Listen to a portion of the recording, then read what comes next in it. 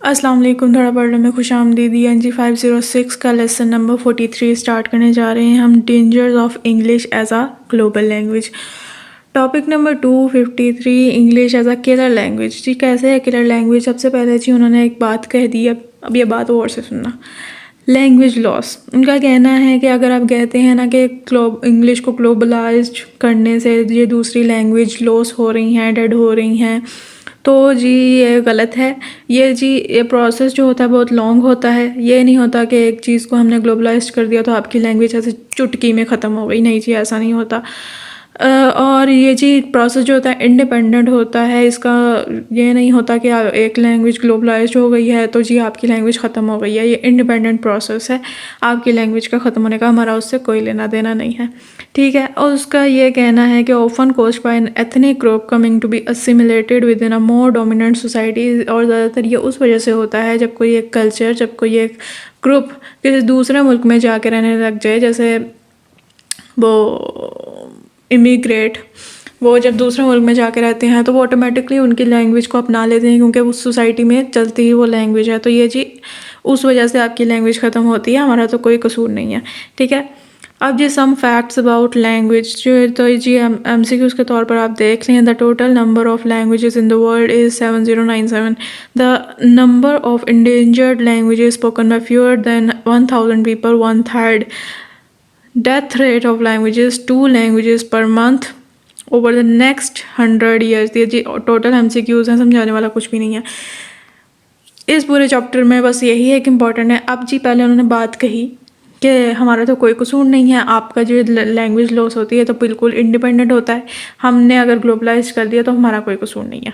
अब जी उनका क्या कहना है, possible causes of language loss. अब जी अपनी एक बात कही है, अब उसी की बात की नफी कर रहे हैं।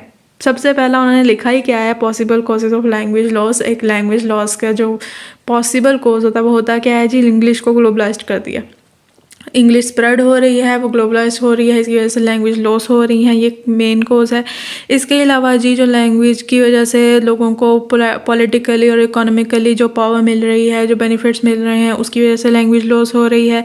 इसके अलावा जी और क्या कोज है कि जो लिंग्विस्टिक इम्पीरियलिज्म हुआ था, जो पूरी पॉलिसी एक बनाई गई थी कि जी हमारी ही लैंग्वेज बोलो, हमारी ही लैंग्वेज एजुकेशन में होगी, अपनी लैंग्वेज छोड़ दो। इस वजह से भी लैंग्वेज लॉस हुई, जो पूरी एक पॉलिसी के तहत वो चले, जो एक पूरी एक स्ट्रेटजी उन्होंने अपनी इम्पीरियलिज्म में बनाई, अपनी एम्पायर में बनाई, ठीक है।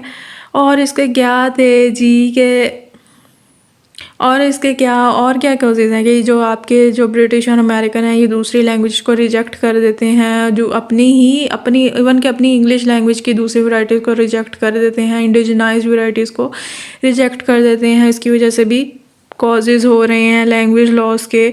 और क्या हैं, ये जो इमिग्रेंट्स दूसरे ममालिक में जाते हैं, वो जाके अपनी लैंग्वेज छोड़ देते हैं। वो किस वजह से छोड़ देते हैं, क्योंकि जी उस सोसाइटी में प्रेशर ही इतना होता है। उस सोसाइटी में जब तक वो लैंग्वेज यूज़ नहीं करेंगे तो वो चलेंगे कैसे, तो ऑटोमेटिकली वो अडॉप्ट कर ही लेते हैं। इस वजह से भी लैंग्वेज लॉस होता है। तो मेन कॉज ही ये है।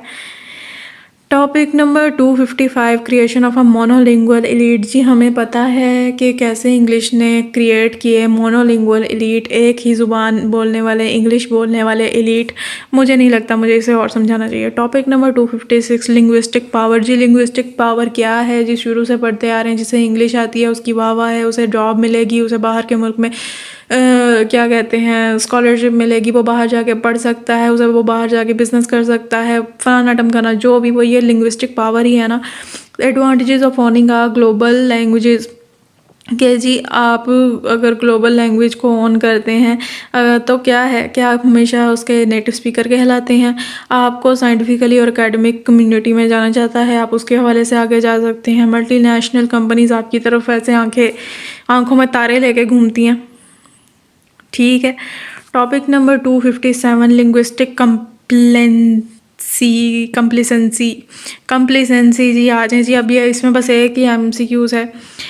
90% of business in Belgium, the Netherlands, Luxembourg and Greece has an executive able to executive able to negotiate in another language. कहना है कि 90% ऐसा होता है कि इन ममालिक में जो है वो एक सेक्रेटरी रख लेते हैं, ठीक है, ये जी हमारे इंग्लिश जो भी हमने काम करने ये करके दे, ट्रांसलेशन वगैरह, ठीक है, ये जी 90% ये काम होता है। ये MCQs है बस। और जी ये पूरा चैप्टर बहुत फजूल है, वही बातें दोहराई गई हैं। इसी के साथ हमारा लेसन ख़त्म। अपना ध्यान रखें, दुआ में याद रखें। अल्लाह हाफिज़।